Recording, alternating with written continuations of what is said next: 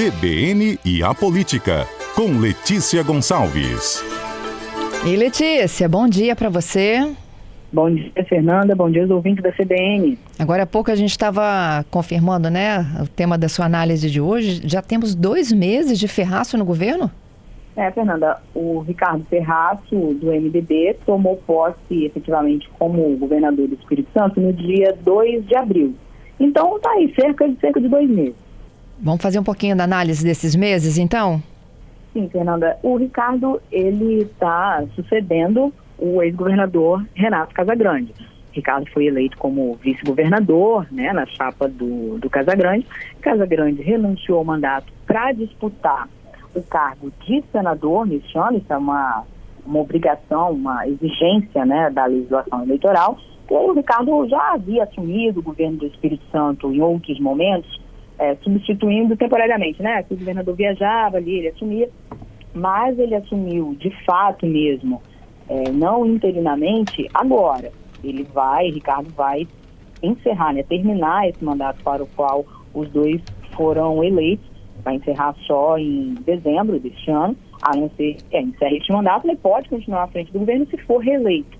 O Ricardo também é pré-candidato à reeleição. A Casagrande disputando o Senado, Ricardo disputando o Palácio Anchieta. Isso é importante lembrar porque esse último ano, né, de cada governo, e quando o que está à frente do Poder Executivo disputa uma eleição, isso tende a mudar um pouco, né, a postura, né, a postura de um governador simplesmente em final de mandato é uma, de um governador que está disputando a reeleição tende a ser outra, porque tem que fazer acenos não só ali para dentro do governo, mas também para fora, para o eleitorado e tal.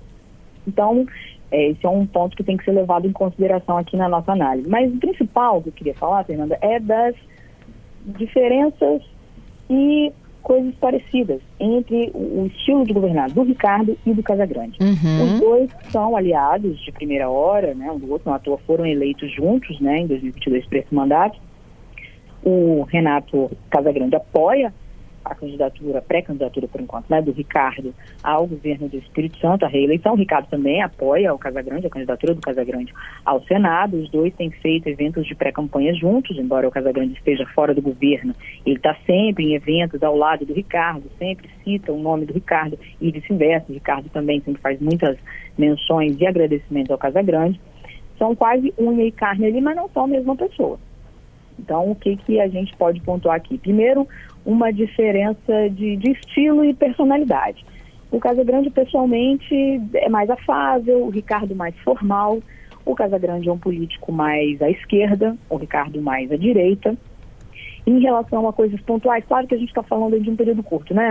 Cerca de 2 meses, é pouco tempo, mas já é perceptível algumas diferenças, não só em relação a estilo e personalidade. Por exemplo, o Ricardo, já nesses primeiros 2 meses de mandato, ele fez uma mudança na Comissão Estadual de Prevenção e Conciliação de Conflitos Fundiários. Uhum. Essa comissão é encarregada de realizar mediação e garantir cumprimento de ordens de reintegração de posse. Quando tem, né, invasão de uma área, tem que fazer lá a reintegração de posse. E esse trabalho ele era feito sob a batuta da Secretaria de Estado de Direitos Humanos, que inclusive criou essa comissão estadual de conflitos fundiários. No governo do Ricardo, esse assunto saiu da alçada da Secretaria de Direitos Humanos e foi para a Secretaria de Estado da Segurança Pública. E esse assunto estar na Secretaria de Direitos Humanos era uma regra do governo Casagrande, né? E mudou justamente agora com o Ricardo. Outro ponto também de diferença aí, em questão política, eu já mencionei, né, que o Casagrande é um político mais à esquerda e o Ricardo é um político mais à direita, foi que a gente teve recentemente aí a visita do presidente da República. O Lula veio aqui no Espírito Santo. O Casagrande, quando era governador, sempre recepcionava o Lula, ia nos eventos, inclusive, né? Tinha a agenda oficial do Lula na Serra, lá na inauguração do contorno do Mestre Álvaro. O Casagrande ia, foi. O Lula esteve em Linhares, o Casagrande foi. Ricardo, enquanto vice-governador, nunca foi. E agora, como governador, ele também não foi, pelo menos não na agenda oficial que o Lula realizou em Aracruz na quinta-feira passada, mas recepcionou o Lula no aeroporto de Vitória, como a gente já falou aqui em outras ocasiões. Cumpriu ali um papel institucional um pouco, mas não como Casagrande fazia, porque politicamente eles são diferentes, né, entre as outras questões pontuais que eu falei aqui. Agora, a equipe do governo é composta por casagrandistas. A equipe do governo do Ricardo é composta basicamente por casagrandistas. Teve várias mudanças em titularidade de secretarias, até porque muitos secretários tinham que sair mesmo dos cargos porque vão disputar as eleições deste ano, e isso também é uma exigência da legislação eleitoral. Mas o Ricardo não fez, assim, deu quase deu um cavalo de pau assim, na mudança, né? Falando aqui popularmente, na mudança aí do secretariado. Basicamente ele pegou subsecretários, né, que já estavam ali na estrutura da administração estadual e promoveu a titulares da secretaria. A equipe é basicamente igual ou bem parecida com a que estava na gestão capitaneada pelo Casagrande. E eu encontrei o ex-governador, Fernanda, no desfile da colonização do solo Espírito Santense, que teve sábado aqui em Vila Velha. Estava o Ricardo, o Arnaldinho, Borro, prefeito de Vila Velha, obviamente, e o Casagrande também lá. E aproveitei e questionei sobre como que ele avalia, né, essas diferenças, as similaridades entre o governo do estado quando chefiado por ele e agora sob a batuta do Ricardo. Que foi um segundo teste para ele também, né? Eu acho que politicamente falando. Sim, um teste, né, pro Ricardo, né, você diz, né? Isso. Sim, é um teste para ele. É diferente das outras vezes que ele assumiu o governo, que ele havia assumido apenas interinamente. Então, um teste como gestor efetivo e até o final do mandato, até dezembro, e também uma vitrine a mais pelo fato de ele ser pré-candidato à reeleição. É uma exposição a mais que ele tem, para o bem ou para o mal.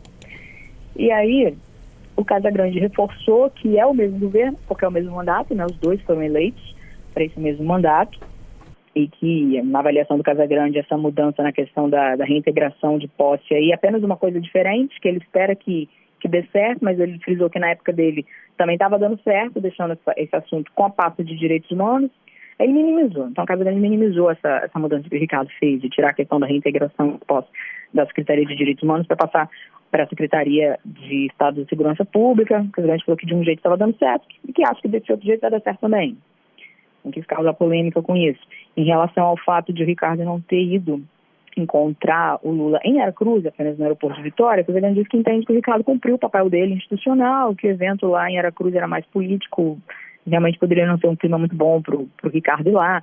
Lá estava, inclusive, o pré-candidato do PT, do Partido dos Trabalhadores, que é o partido do presidente Lula, ao governo do Espírito Santo, o deputado federal Eder Salomão. Então, o Casagrande entendeu que talvez não fosse um ambiente bom para o Ricardo, assim, politicamente, mas que ele cumpriu o papel dele, institucional. Ou seja, apesar de algumas diferenças aí entre o Ricardo e o Casagrande, de postura política, de jeito de governar, ainda tem muitas coisas parecidas entre os dois, e eles seguem aliados e participando juntos de eventos oficiais e não oficiais nessa pré-campanha, Fernando.